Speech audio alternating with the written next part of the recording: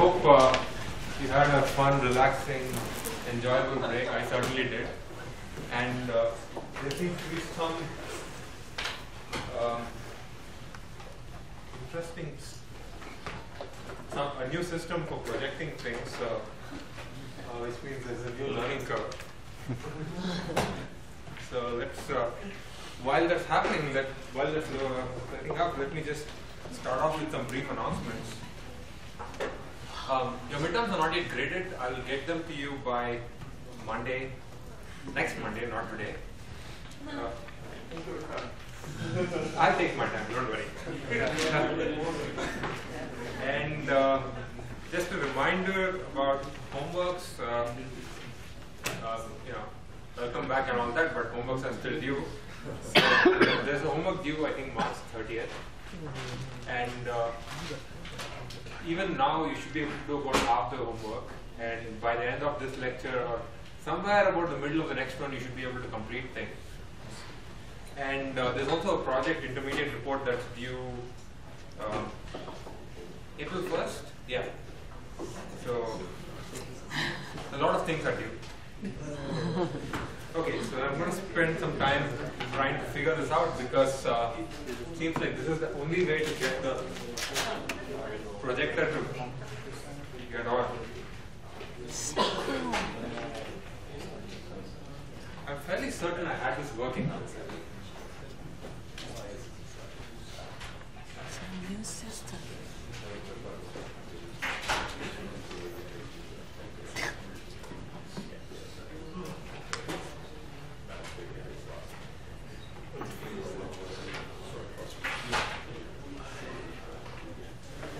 So while this gets set up, does anyone have any spring break stories to share? Ooh, very quiet.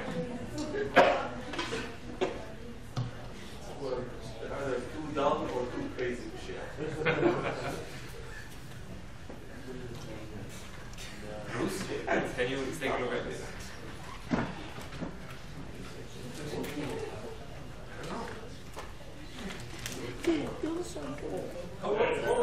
Okay, don't touch it. Yes.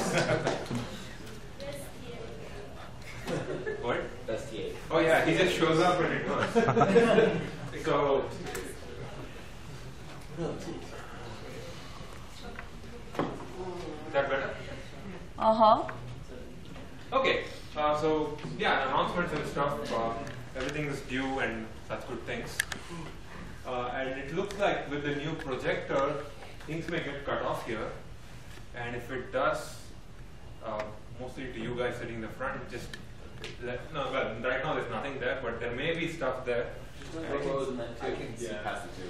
You can see past the two. Okay, good. All right. Uh-oh.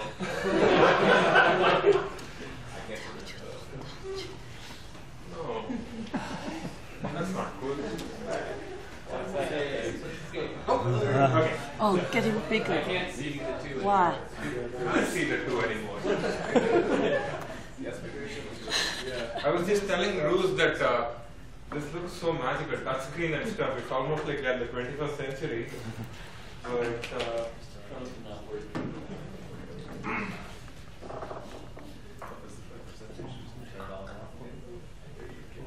okay. Okay, I'm not going to touch this. Yes. Okay, so this class and the next few ones are about support vector machines. At least this one is the next one for sure.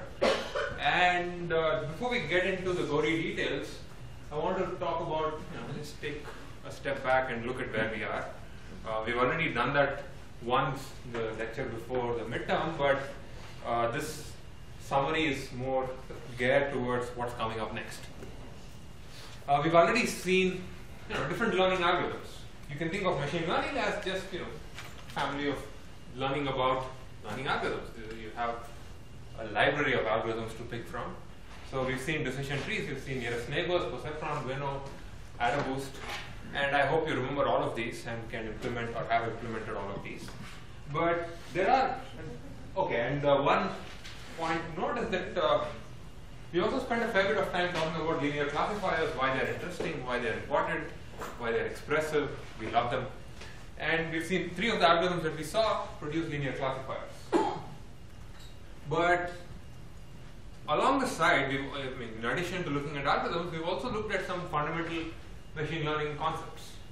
We looked at the idea of overfitting, which is basically remembering the training set too well. We looked at curse of dimensionality, which is the idea that high dimensions are scary places. And I would argue that for the large part of the class, we looked at the following question: what does it mean to learn something? How do you quantify this, and how do you know that you're doing a good job? And to answer that question, we had 2 kinds of analysis. One was called mistake-bound learning, and perceptron and Winnow were analyzed using this style of analysis.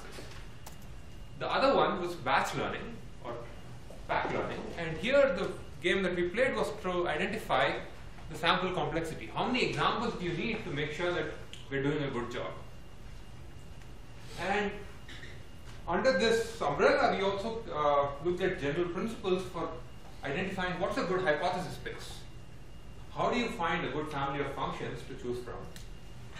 And what do you do when this hypothesis space is infinite size? Well, that's why we didn't invent it, but we looked at this idea of VC dimension. The idea being that more complex hypotheses, larger hypothesis spaces, are less friendly. And VC dimension is, in some sense, a surrogate for this idea for infinite hypothesis spaces. And at all points, what we care about is the generalization error. We want to minimize the generalization error. Generalization error is basically the error on future examples. And what we have are the training examples, and we can minimize error on training examples, and we want to somehow get connections between these 2. So in the next few lectures, we're going to explore this idea a little more. Right now, what we're going to see is going from what we some ideas that we've looked at in learning theory to better train linear classifiers by minimizing something called loss. And this leads to an idea called risk minimization, which is a very broad strategy for machine learning. Many algorithms come under this umbrella, and in some sense, these ideas are what could be called modern machine learning. It's not to say that the algorithms that we saw before are bad. In fact, maybe at the end of today's lecture, I'll be able to point out that the state-of-the-art algorithm for SVM is basically about 12 to 15 characters away from the perceptron algorithm. So very similar stuff, but we call these modern machine learning because we understand these things better mathematically. So let's get started. The size is big. So general overview of today's lecture, I'll be talking about this idea of maximizing margins, and I'll tell you why it's a good idea. And by writing down this idea of maximizing margin formally, we can actually get the objective that we care about for training an SVM. After that, by staring at this objective and squinting, I'll introduce the idea of loss minimization and point out that the SVM objective can be seen as an instance of that. And then we'll get back to the SVM objective itself and see how we can optimize it. Probably there won't be time for duals and support vectors today, but this will involve some amount of optimization theory, which maybe I'll cover in the next class. And finally, I'll talk about tips and tricks that you absolutely need if you want to implement these things, which you are going to do for your homework. So let's get started. Before getting into the details, any questions about the anything that we've seen till now? Oh, and I should have asked, any questions about your midterm? How was it? Okay. Okay. There's that awkward laugh that everyone gives, which is interesting. All right. Yeah. So if there are no questions or If there are no questions about anything that I've said till now, let's get into the idea of training by maximizing margin. So, yeah, this is really large font. Okay. What? It's better? Okay, then maybe I'm just too close. So, what do we know so far? I don't necessarily want you to parse this entire thing. This was probably one of the last lectures in the computational learning theory, or last slide in the learning theory lecture. It said, if you have M training examples, and you want to guarantee that with a probability of 1 minus delta, a hypothesis H will have a low training error, that's equivalent to saying that the generalization error will be less than the training error plus this large term involving VC dimensions. Now, it's a large term. Doesn't matter what it means, but I just want you to look at one part. If you have a lower VC dimension, then the right hand side gets smaller, which means the bound becomes tighter, which means you get a better handle on the generalization error. So here's a strategy for training. You minimize this whole right hand side, training error plus another term which is really a function of the complexity of your hypothesis space. And the hope is by minimizing the right hand side, you get closer to the best generalization error that you can get. We've seen this, and hopefully this is not shocking to most of you. Another piece of information that we've seen is the VC dimension of linear classifiers in D dimension. And this probably was related to a question in the exam. It's D plus 1. So if you want to minimize the right hand side, really you're kind of stuck because the VC dimension is just D plus 1. Given a feature set, it's fixed. There is no choice of hypothesis there. Or is there? The question is, are all linear classifiers in D dimensions the same? If you have two weight vectors, both of which equally or both of which produce the same training error, is there any way to impose a preference over one ode compared to the other? What do you think? When you say preference, you mean you want to choose the one that will generalize better? Yes. Is there any reason to like one more than the other when the training error is the same? And the right hand side, that ugly VC dimension term is the same because VC dimension is D plus 1 for both of them. We define R, the distance from the farthest training point. Sure. That kind of gives, that's also related to margin. You're kind of touching on you're at least using the right words. So I'll take that as a somewhat positive answer. Yes? Just to expound upon that a little bit. I mean, if one, they both have the same training error, so therefore they both classify things the same. But if one has a tighter margin or a greater margin, then obviously you would want to prefer that because it's closer to what you actually want. Which one's preferred? The greater margin or the lower one? The greater one. Is that because somewhere before this I said maximizing the margin? Yes. Well, it makes sense. If you have to compare it on that, it doesn't have to push it that. That's roughly the right intuition. And let's try to formalize this. So, just to make sure that we are all on the same page, the margin is a function of a data set and a hyperplane. Given a hyperplane, you can think of the margin as the distance of the point that's closest to it. And in these pictures, I use these dotted lines to indicate the thickness of that separator. It's also another way of thinking about these linear separators. Instead of thinking of it as a single line, it's this band within which there are no training examples. Okay? So you can think of the margin as the margin is the distance of the closest point. So here's a quick pop quiz.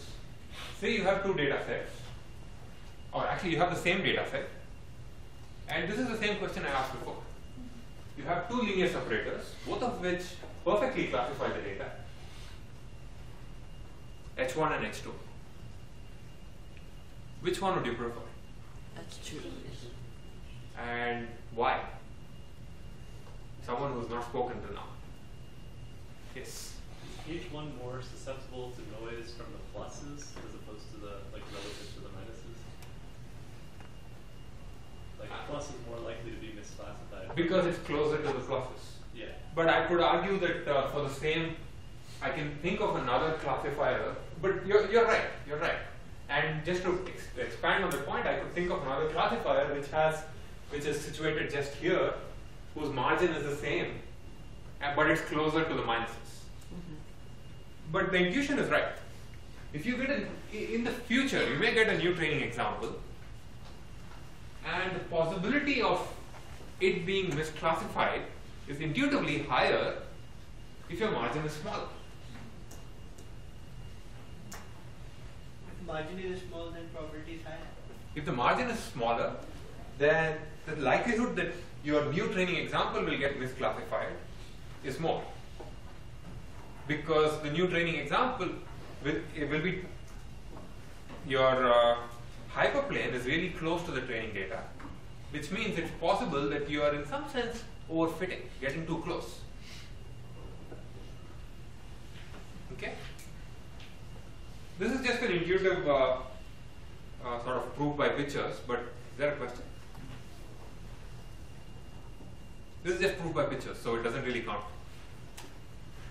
But I have okay, in the larger margin, there are more number of points which are lie within the margin. So the probability of point getting misclassified doesn't get it. the misclassification, remember, lying within the margin is not misclassification. Being on the wrong side of the hyperplane is misclassification. Oh, so we say this even if it is within the band of margin. Prediction and is the always, prediction at all points is which side of the hyperplane does it lie on. Okay. Good question, yes. Any other questions? Yes. The dotted line itself can be considered a separator, but that's overfitting because the margin Sure. is barely. Yes, the dotted line can be considered a separator, but at least in this slide, the notation I'm using is the dotted line is indicating, Yeah. it's indicating the thickness of the hyperplane. Okay, just to slightly formalize this more, suppose you have two linear separators with, or in fact, let's consider two families of linear separators. I'll call H1 the set of all linear classifiers that have a margin gamma 1. And H2 is the set of all linear separators that have a margin gamma 2. And say gamma 1 is more than gamma 2. Intuitively, what we kind of agreed on just now is we prefer this set of functions more than this one. Why? Because all functions in H1 have a higher margin.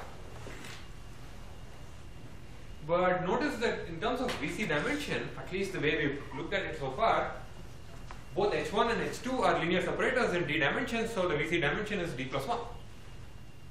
So what this means is our theory is lacking. We don't have a good understanding in terms of what we have defined so far of what makes a more expressive classifier, what makes a better classifier. Well, thankfully we don't have to solve it now. I think Vapnik proved a theorem some time back. I can't remember when this was. But if you have let's say you pick a margin gamma and you consider H to be the set of all linear separators in D dimensions that separate your data with that margin, then the VC dimension of that class of functions is less than r square over gamma square, where r is the same thing that we saw with the perceptron. It's the farthest point in the training set. Now this is, I'm not going to prove this, but this is interesting. Let's stare at this a little. This definition of VC dimension is data dependent, because without R and gamma, without the training data, there's no notion of R and gamma, right? So what this means is that the VC dimension of these functions is dependent on your specific training set, on the size of your training data, not size, on the on the ball that on the radius of the ball that contains the data. And we also kind of agreed at the beginning of today's lecture that lower VC dimension is better. Why? Because lower VC dimension, if you remember, on the right side of that of the back bound of the agnostic learning bound, lower VC dimension gives us a tighter bound. Intuitively, lower VC dimension means lower complexity of classifiers. It's also called capacity control. You don't let your search or learning explore too many functions. There are fewer functions. What this means is there are fewer linear classifiers that separate the data with a higher margin. Okay? These are just different ways of interpreting this theorem. Questions? So this means that there's a chance in if I have these dimensions, I can, because we said earlier that the VC is d plus 1. Yeah, this is the real one. But this is the real one. Yes. There's a possibility that I'm going to Go lower. Exactly. If your margin is really large, you can go as low as, if your margin is, if gamma is infinity, you can go as low as 1. Of course, gamma is infinity is kind of a ridiculous case. That means the positives and negatives are at infinity. But that's actually a good exercise. If the margin is infinity, that means really any line separates the data, and it's an easy data set. This captures the idea of easiness of your problem also. Yes. Given a hypothesis space, we would like VC dimension to be as high as possible, right? As low. Why? No, not given a hypothesis space. We would like hypothesis spaces which have lower VC dimensions. Which means they shatter less number of points? Yes. They are as, think about it this way. Remember the Occam's razor. A more expressive hypothesis space effectively is a hypothesis space that has more functions, which means your search is more difficult. If you have a simpler function, a smaller function that can explain your data, then you would prefer that over a larger function, right? And if you remember the Occam's razor for continuous hypothesis spaces, basically the log size of hypothesis space was replaced by VC dimension. The sample complexity is a function of the log of the size of the hypothesis space, or VC dimension. So lower VC dimension implies lower sample complexity. You need fewer training points. And lower VC dimension in this case can be obtained by finding larger margins. VC dimension is the number of points required in that high dimensional space. Sure. Yes. So if you're dealing with noisy data, I suspect it's linearly acceptable that it is noisy. Is it reasonable to define the margin not in terms of the distance to the closest point, but to throw out some number of outliers? That's exactly what we'll do. In fact, you've jumped about half an hour ahead. Awesome. But we won't be talking about VC dimensions at that point. But yes. So when you're talking about VC of H, are you saying that there exists a single linear classifier that has less than or equal to, or every linear classifier within our set is less than or equal to? What do you mean? Well, so the formula is saying that VC of H is less than. Oh, right. So this just says that the VC dimension is less than. We don't know exactly what the value is. So, good question. I think it is there exists. Okay.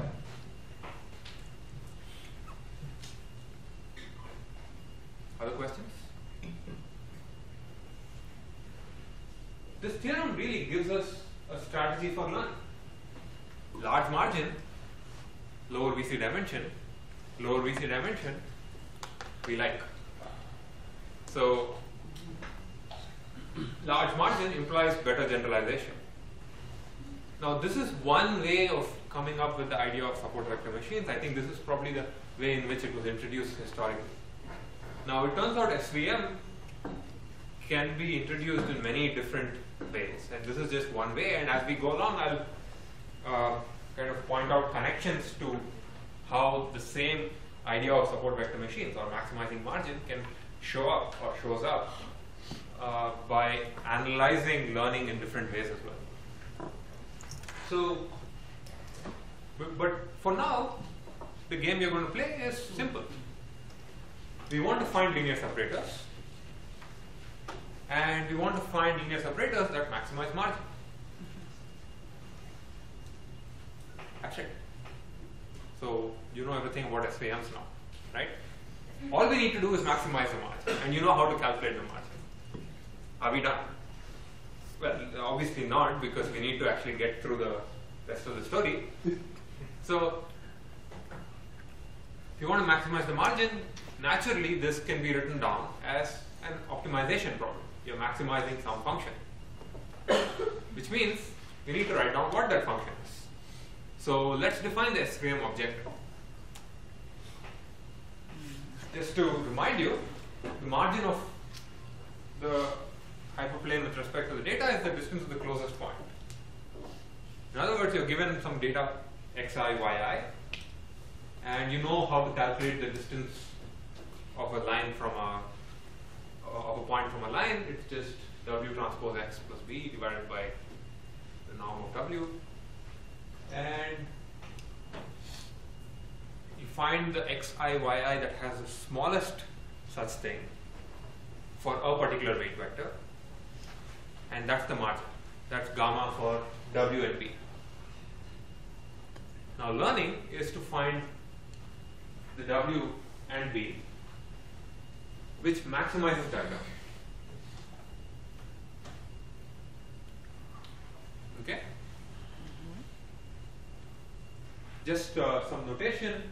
Some people call what I have written there the geometric margin, and the numerator alone is called the functional margin.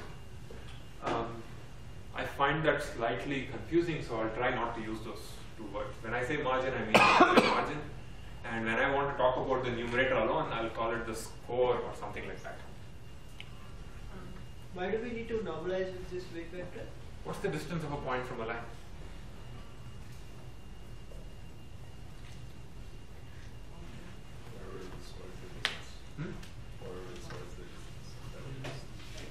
What?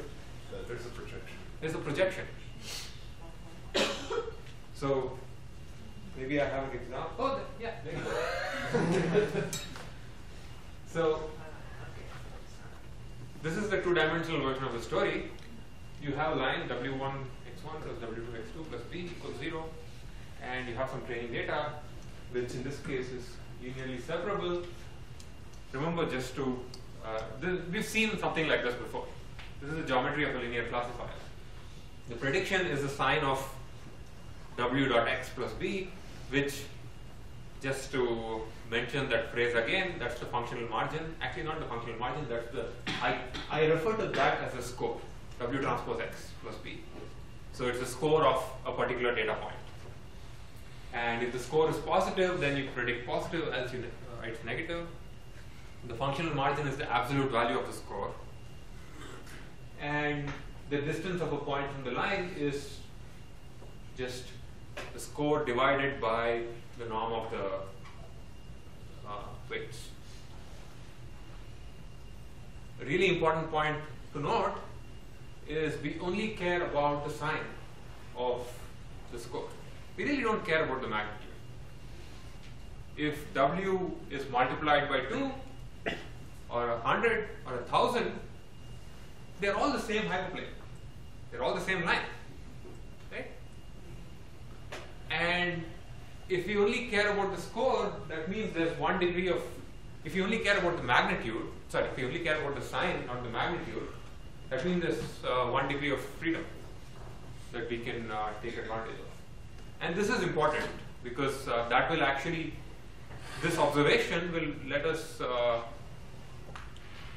write down the objective for SVM in a clean way. Questions about this? Yes? What's the degree of freedom?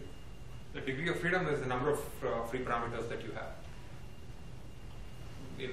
That's one version of, one way of thinking about it.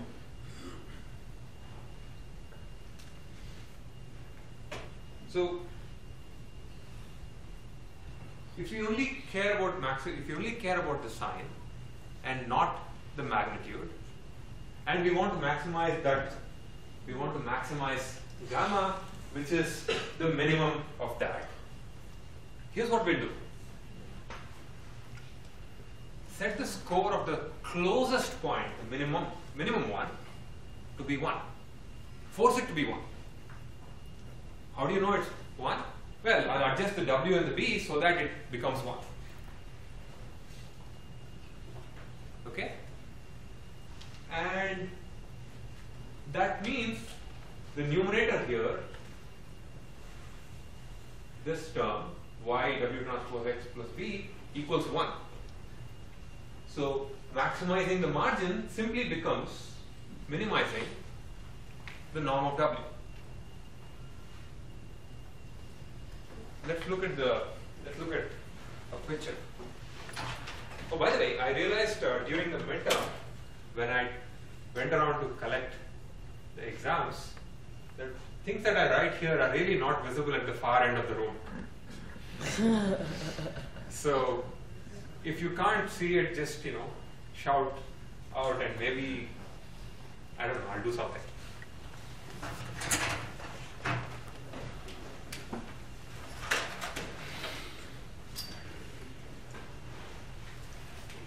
So let's say we have red and blue points.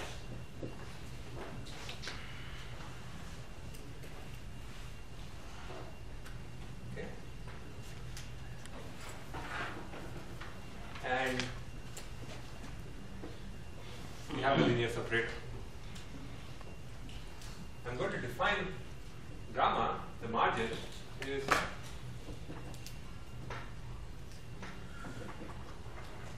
can you guys see this if I write it here? If I turn it around a little more? No. No? Turn Well, the lights. turn on the lights. Good.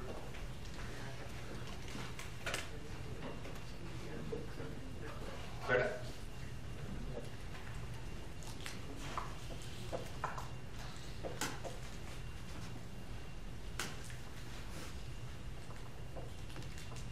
So, one way of thinking about this is gamma is the smallest value of the distance from the line. So, you're given a line. This is not what we'll do algorithmically, but effectively what ends up happening is we compute the distance to every point. Okay. And find the smallest one. Let's say it's this one. And this becomes the gamma, the margin for this line. Okay? Now, learning is the following strategy. We've tried out line 1. Now we're going to try out line 2.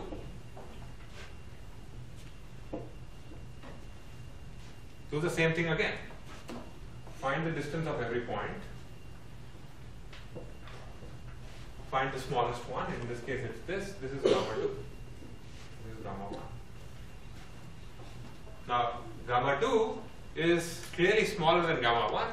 If we care about maximizing the margin, we like L1. And the task of learning is to try out every possible line And that's the optimization problem. But I mentioned there's a degree of freedom. What I meant was the following. Suppose line 1 is defined by some W1 transpose X equals 0.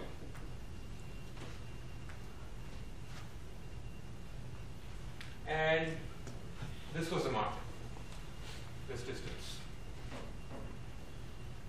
We really don't care because we only care about the sign. I don't care that gamma 1 is, and let's call this point x naught. This particular point has this distance, right? What I don't care is the actual value of this margin. I just want to find the smallest one.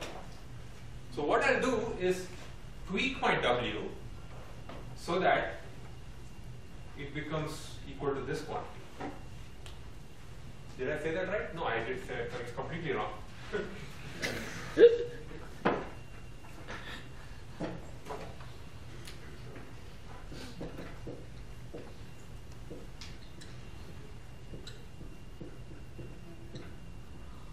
This was my gamma. I'll tweak my W so that this numerator equals 1. Because remember, if I multiply this by any constant, I still have the same line. Right? So I'll multiply the W by some constant so that this quantity becomes 1. It's a constant. I don't care what it is. That will give you a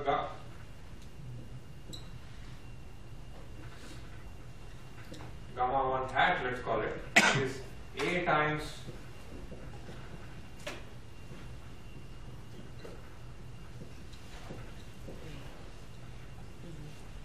it's the same number, right? But then this becomes equal to 1. I'll find an A so that that becomes 1. And now the job of learning is to simply minimize the denominator.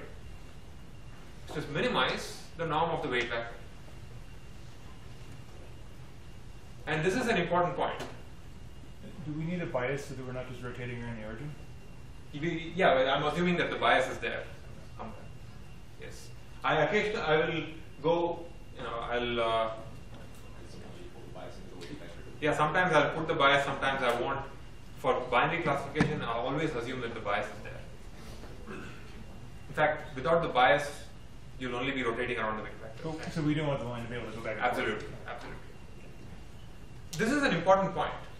Maximizing the margin equals minimizing the norm of a weight vector. Okay? And this is what gives us our learning objective. Yes? So with this, it looks like the best line would be the perpendicular bisector of the two closest positive and negative examples. Exactly. Does that hold true in all dimensions? Or? That does hold true. In fact, we do want to find that. And in an ideal world, that's all we need, but most likely our data is not going to be separable, so we have to deal with that as well. But yes, that's very good intuition. So now I'm going to turn the lights off.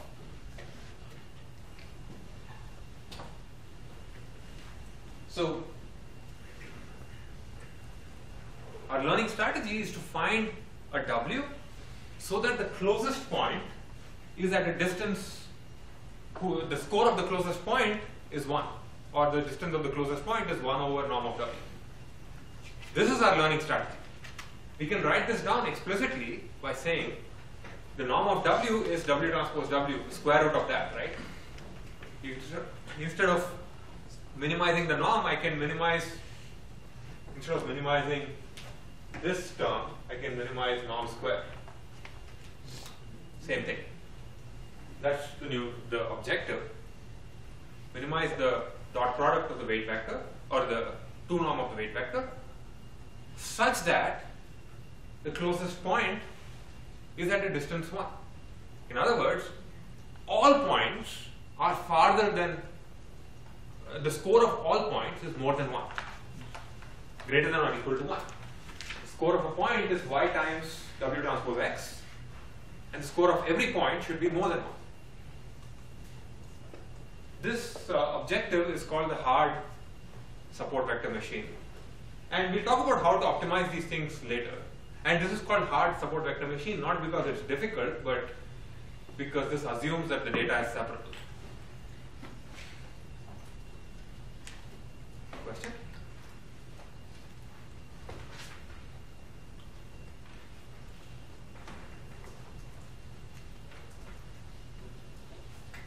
Yes. Why is that half? It doesn't make a difference. It makes it easier to derive the algorithms, because eventually we'll take the derivative of this, derivative of any w square is 2w, and that will get cancelled out. Yes. And this helps only when the setting is such that the training sample is the uniform sample from the actual set, right? Whoa, what do you mean? I mean, we have the training sample. Yes. So let's assume if we are getting the sample from a uniform distribution. It doesn't have to be uniform. It can be any arbitrary and unknown distribution. We know nothing about it. Remember, we never made any assumptions about the data. Adversary, I mean, I'm getting an intuition that the adversary might change the closest point to the hypothesis, right? If it is not uniform. When is the adversary coming in? I mean, when the distribution is not uniform and the sample is not uniform. So the important thing to note is that throughout this process, we assume that the test and the train distribution is the same. Okay. So the adversary might change it, but the adversary does not have the freedom to change the distribution. The adversary might pick a point that ends up not being separable, or that ends up being misclassified. And we always have that problem, right? I mean, there's no guarantee that you'll do perfectly on any future example. The only hope we have is that we'll do reasonably well, or we won't do too bad on future examples. So yeah, the adversary does not have the freedom to change the distribution, so we are okay. But there's no assumption about any uniform distribution. Okay. Other questions?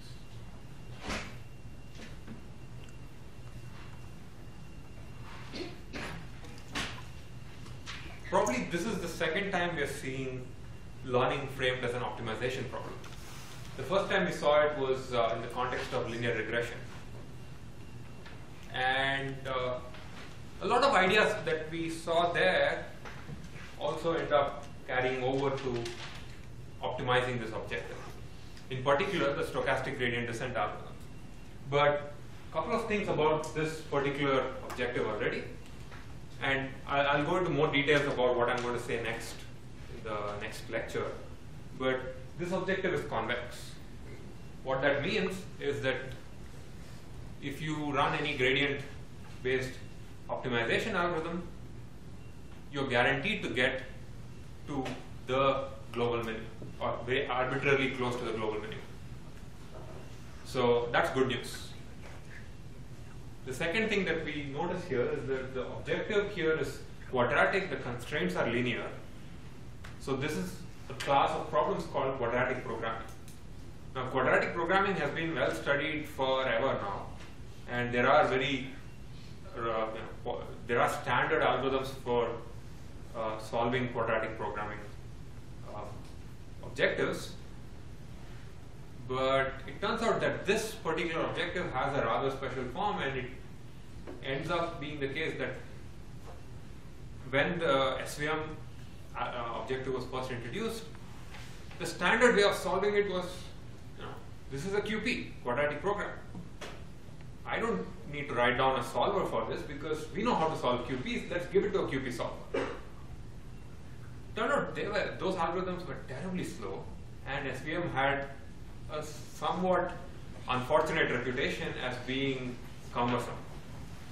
I think over the last maybe about 10 years now, we've got newer algorithms for SVMs which are based on stochastic gradient descent, and another class of algorithms which are based on coordinate descent in something called the dual. These are super fast algorithms, and in general, if my default learning or default classifier, if I know nothing about any training data, and I just need to quickly run a classifier to see how things work, I end up choosing an SVM. Why? Because there exist libraries which are really, really optimized. And it's not the hard SVM, but the next version of it, the soft SVM. And the soft SVM comes up because of a problem here. So far, we've always assumed that your training data is separable. You're assuming that the closest point to the hyperplane on the correct side of the hyperplane has a score of 1. What if your data is not separable? Before that, let's see if I can get it down.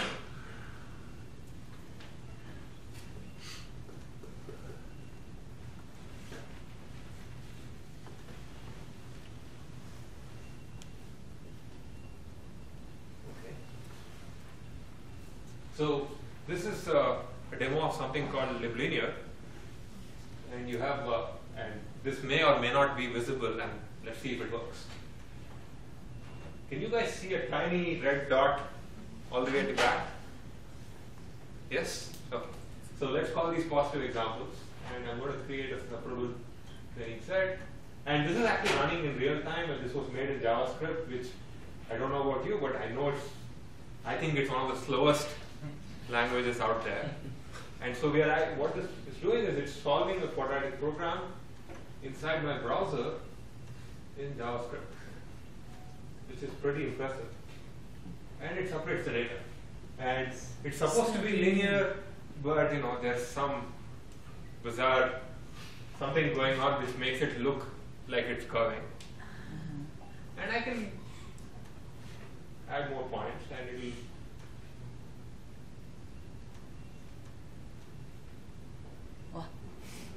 This is a multi-class version of it, clearly. So I have not played with it enough to realize that it allows multiple classes. In any case, so the point being, if you have separable data, SVM packages out there are robust enough that they can run super fast on even inside my browser. And if you need any, a general purpose bread and butter classifier, I would suggest use SVM or logistic regression. Okay, let's get back to the question of what if your data is not separable. So this is a constraint optimization problem. What this means is you read this the following way. Minimize the objective, minimize the L2 norm of W such that every one of these constraints is satisfied. If even one of those constraints is not satisfied, then we end up with an infeasible problem, which means there is no solution. And this is the reason why hard SVM is not the end of the story. This gives us, and the intuition for the answer is the following. This was the point that was raised a little while earlier, which is, okay, so your data points may not be separable. In this case, yeah, it is not separable because there's a red dot here. But effectively, what if you allow your classifier, your learning algorithm actually, to discard some points while computing the margin? Discard bad points, points that make the data inseparable. If you knew that beforehand, you would just throw them out and then we're back to the hard SVM case. But we don't know which points are noise and which points are good points. So that means we need to tweak our learning so that it does two things. One, maximize the margin, and two, simultaneously identify certain points as noise and ignore them. Okay? But then we could always we run the risk of saying that my entire data set is noise, I'm just going to pick a random line. I could do that. So you want to misclassify. You want to avoid picking as few points as possible, or you want to allow as few points as possible to break the margin. Okay? Yes? What's the difference between hard SVM and margin perceptron? Is there any significant? Hard SVM and margin perceptron. There are some differences.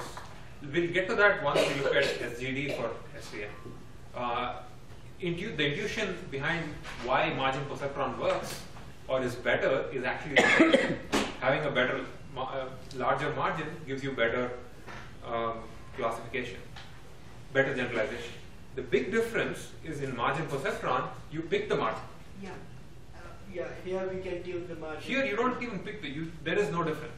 You're not even aware of the margin. So there's one hyperparameter less to tune. Yeah. Means besides that we automatically Yes. get the margin. Yes. Are there any That's other a big behavioral differences, right? That's actually significant enough because we don't. Yeah, it's about the learning algorithm. Yes, in yes. itself. It's not the classic. The other difference is that the SVM is defined using an objective. I can use many different algorithms for optimizing SVM. The margin perceptron is an algorithm. Yeah, so I want to ask Miss, like if we implement two algorithms, is there any significant difference between the results of?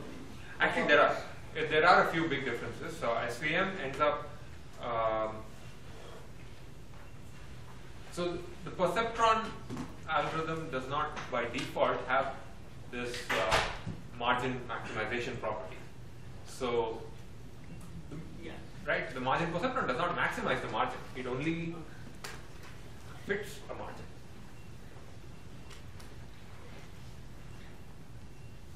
So, allowing these examples to break the margin constraint gives us something called the soft SVM. Just for comparison, the hard SVM says minimize W transpose W such that Y W transpose X greater than 1. Or in other words, maximize the margin such that every example has a functional margin of at least 1. To get to the soft SVM, what we'll do is we'll allow every example the opportunity to be ignored using these things called slack variables. Instead of asking that every Y W transpose X should be greater than 1, we'll introduce this positive psi i's and say that every Y W transpose X should be greater than 1 minus psi. Okay?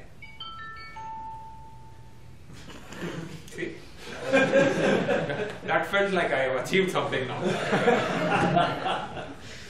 So, what we have here is, if intuitively what this means is the following. If psi is large, psi is greater than 1, that means the right hand side of that becomes negative, which means this example has been misclassified. Right? If psi is greater than 1, you are allowing that example to be misclassified. If psi is equal to 0, it's the same thing, hard mark. So we want as few examples to have large values of psi.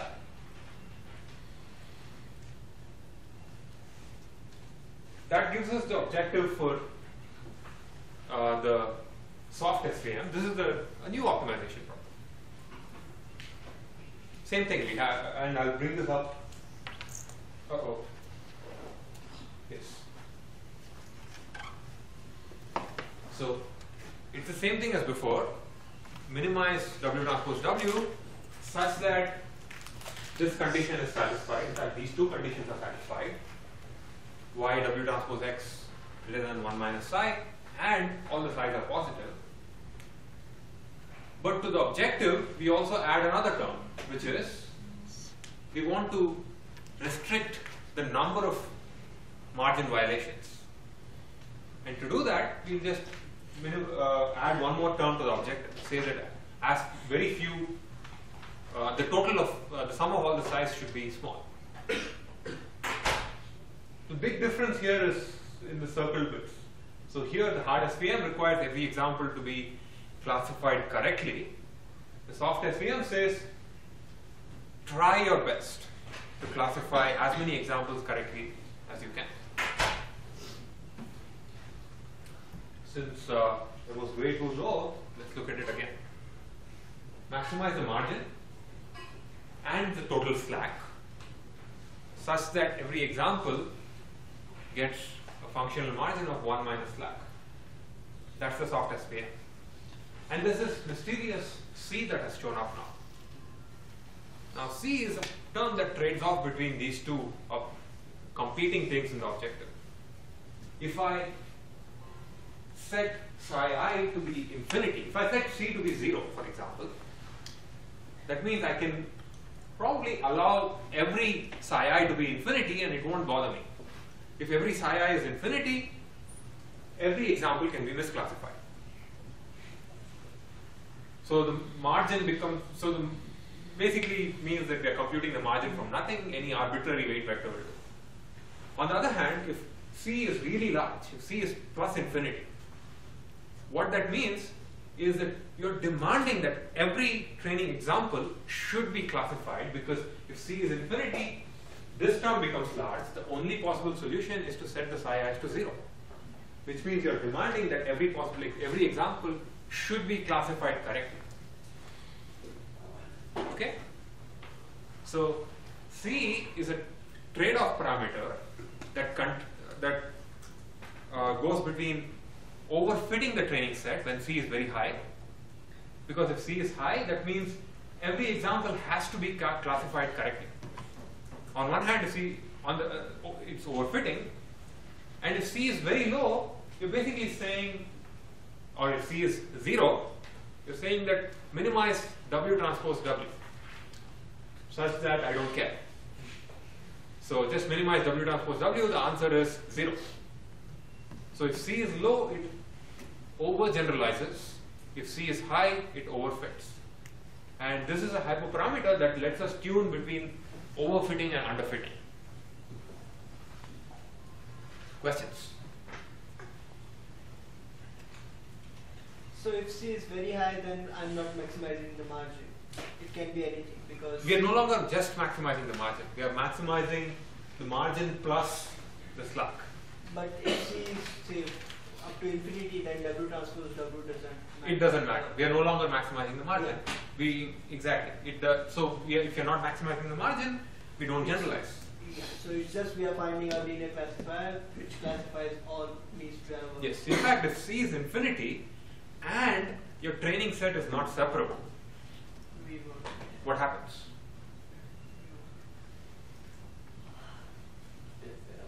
It fails.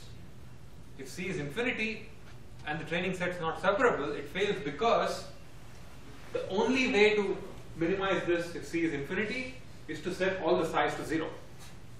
But if you set all the size to 0, this term disappears, and now we are demanding that every point be classified correctly.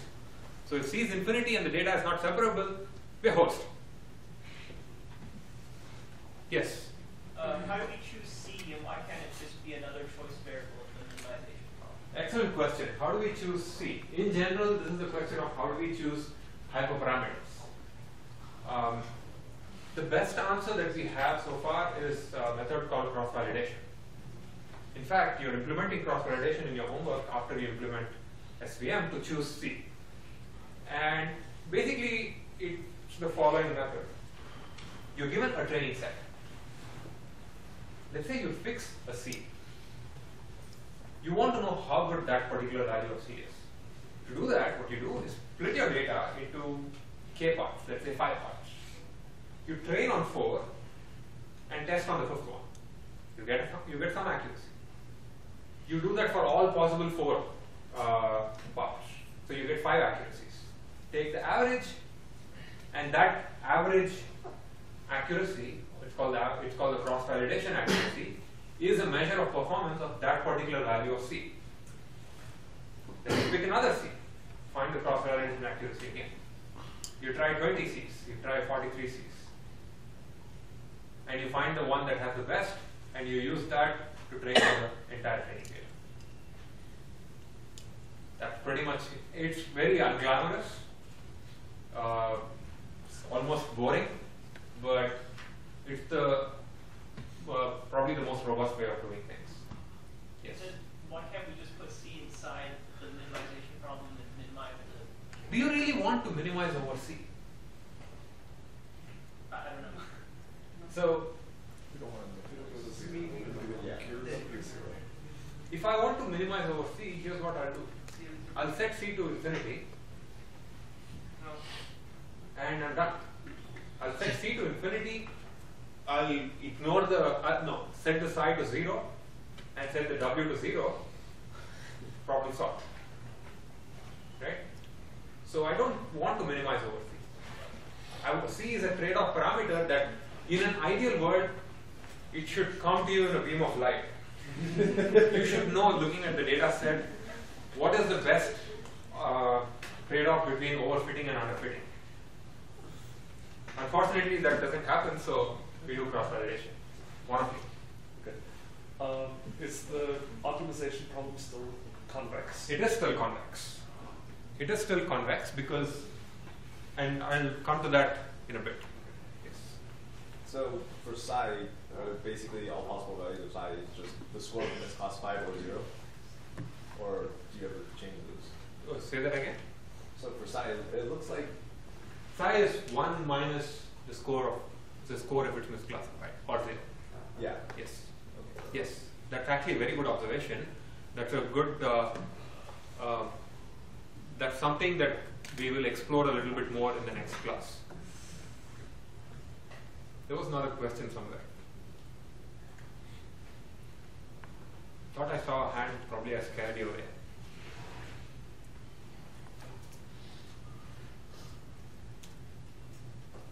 Okay. Since there was not enough math on the slide, let's put some more. I can simplify this whole objective into a single line by doing the following. And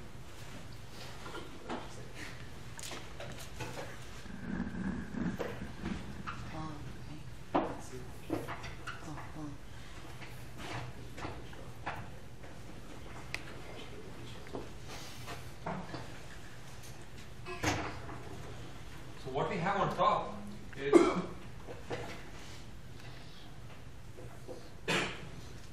and my size look like wiggles. I don't know how to write that Greek letter. So if you see a wiggle, it's probably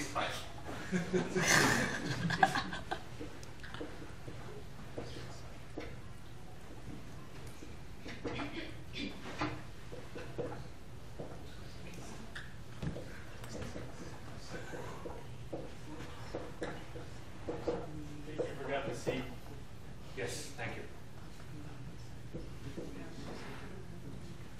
And this is for all. Now, let's stare at these two terms at the bottom, the two constraints. This one says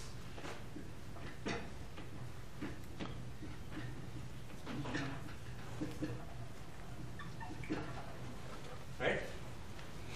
I've just moved things around. Now, and you know that 0, which means this is greater than max of these two.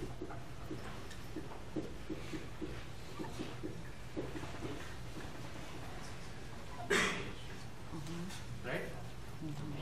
Now, I want to minimize the sum of these sides, which means I can just minimize the sum of these right-hand sides. Which is what gives us the second objective.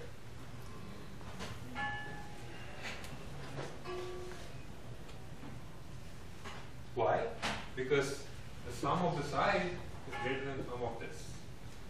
So we have to minimize it. If I'm minimizing this, You are saying minimize left hand side by minimizing the right hand one? yes. Can we say that? Huh? Can we say that? Can we say that? Its lower bound gets lower and lower. We are minimizing that right hand side part. So you're minimizing this term. If you had minimized this, this acts as a lower bound, Yeah. right? So if I had minimized this, that gives me a lower bound of this. Yeah. So you're minimizing a lower bound. That Does it say anything about minimizing you can actually show there's some algebra that we can use to show that for this particular case they work out to be the same. That's a pretty lucky. Yeah, it's a very convenient functional form.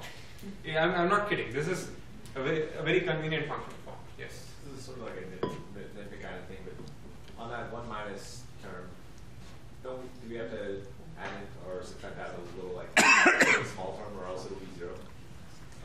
Where? Like if the score is 1, then If the score is we want it to be negative.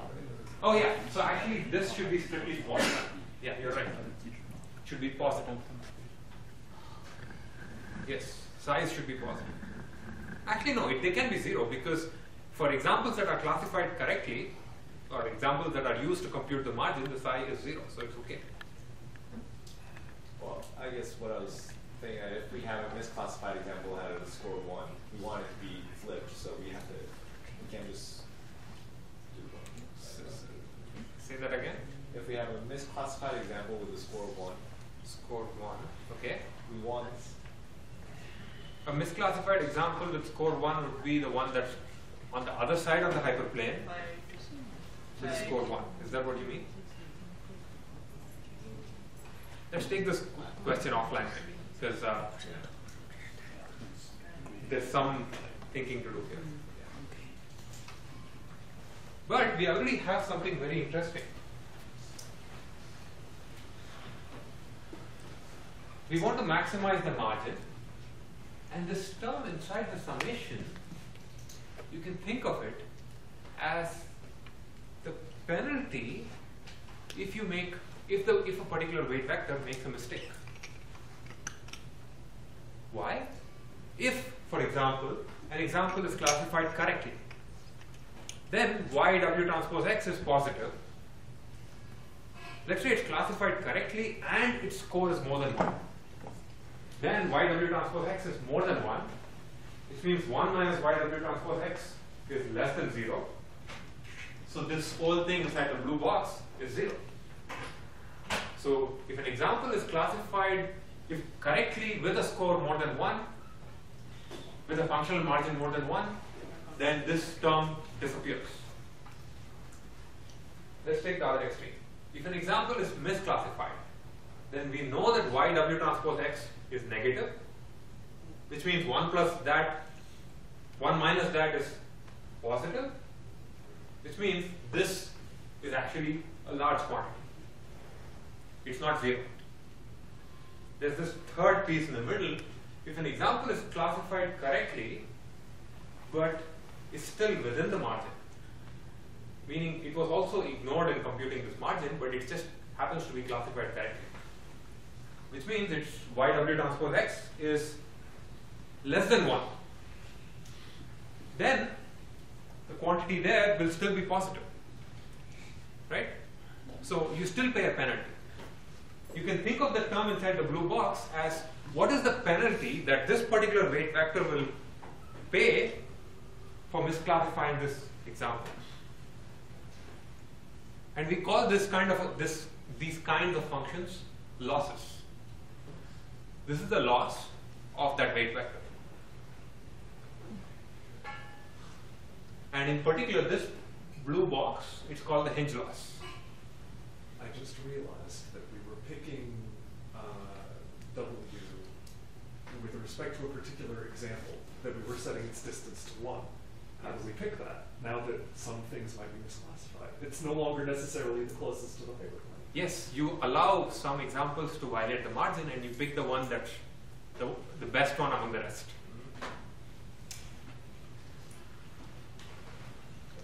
So how do you pick the right one? That's the term psi.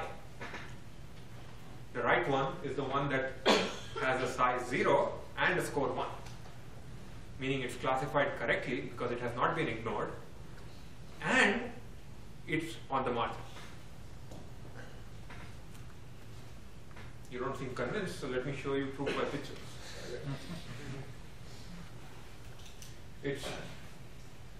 This one gets ignored because it's inside the margin. This one gets ignored because it's on the wrong side of the margin. This and maybe these three are chosen to compute the margin.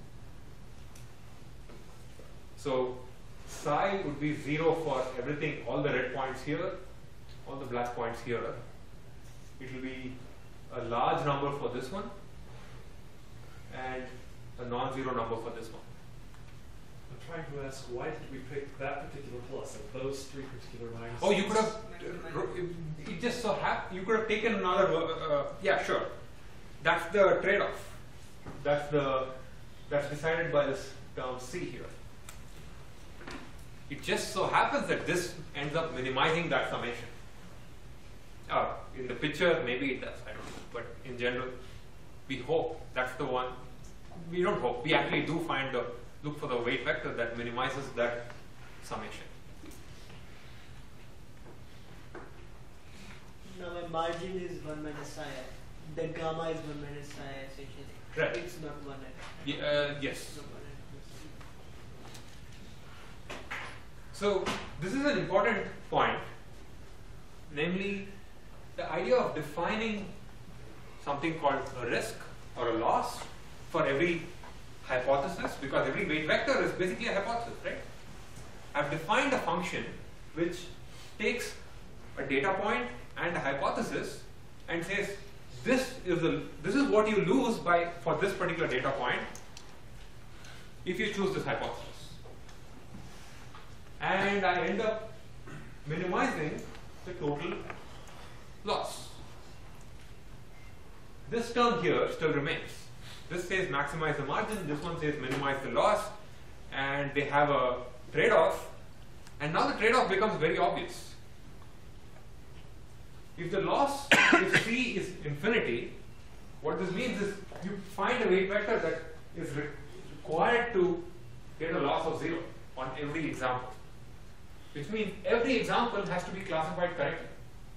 If C is 0, basically what you're saying is I don't care about the training data, just find some W. Or in fact find W equals 0.